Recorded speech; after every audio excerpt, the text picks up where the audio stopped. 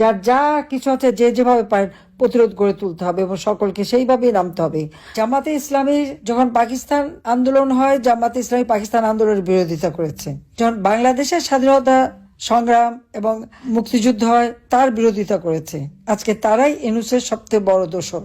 এবং এখন নির্বাচন দিয়েছে জামাতে ইসলামী, এখন ঘরে ঘরে যে তাদের মহিলাদেরও পাঠায় দেয়, আমাদের দেশের মহিলাদের কাছে বেহেশতের টিকিট বিক্রি করে। আর এরা নিজেরা বেহেশতে যাবে কিনা সেটারও তো ঠিকানা নাই।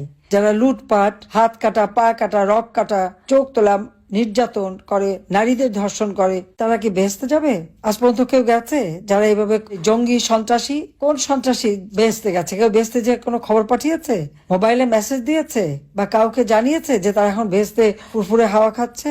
একটাও বেহেশতে যাবে না, তারা সব দোজখের আগুনে জ্বলবে। এটা হলো বাস্তবতা। আজ আমি আমাদের মা বোন, আমাদের দেশের মানুষকে এটাই বলবো যে ওই বেহেশতের টিকিট বিক্রি করতে আসলে ওটাই জিজ্ঞেস করেন যে ভাই বেহেশতে গেল কি গেল না, জানবো কিভাবে, সেই পথটা আগে বাতলে দেন। সেটা যদি বলতে পারেন তাহলে না বুঝে দেখবো, বা আপনারা কেউ গেছেন, গেল কি না বেহেশতে সেটা আগে জানান। এইভাবে মানুষকে ধোঁকাবাজি, হয়রানি করে যাচ্ছে। অর্থাৎ তারা এখন এমন অবস্থায় নিয়ে গেছে, কবরেও শান্তি নাই ইউনূসের আমলে। আপনারা আজকে শুনেছেন যে মুক্তিযোদ্ধাদের কবরে আগুন দেওয়া, এই ধরনের ঘটনা কিভাবে ঘটায় আমরা জানি না।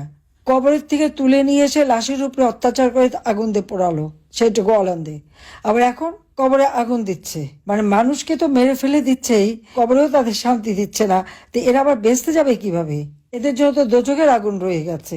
বেচতে টিকিট বেচে তো আর তারা পার পাবে না। এইভাবে মানুষকে ধোঁকাবাজি, হয়রানি করে যাচ্ছে।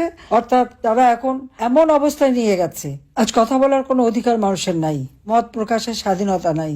আমার খুব অবাক লাগে যারা আওয়ামী লীগ আমলে ইচ্ছা মতো লিখতে পারতো, কথা বলতে পারতো, টক শো করতো, ইউটিউবার ছিল, কত